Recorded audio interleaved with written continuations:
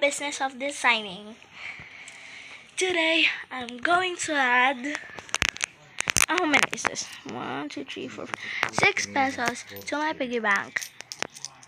Here it is. Here it is. So, let's go.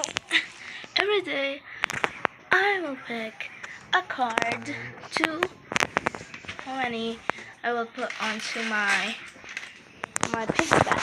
But I haven't really made hindi pa nagagawa yung mga cards. Tagalog na nga lang. I'm currently adding the 6 pesos.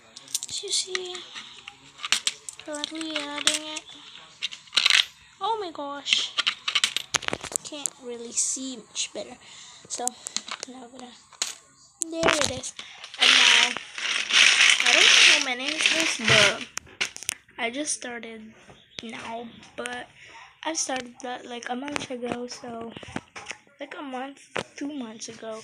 So yeah, come with me to make some cards for that.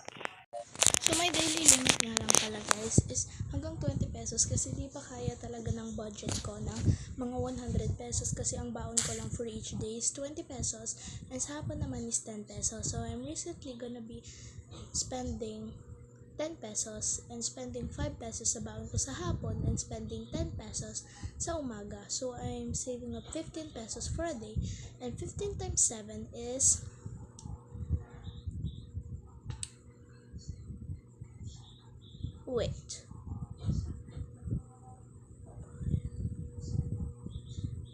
it's 105.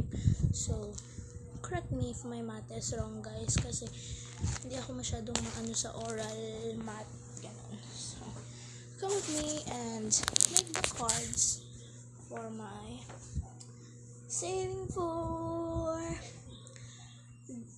a business designing.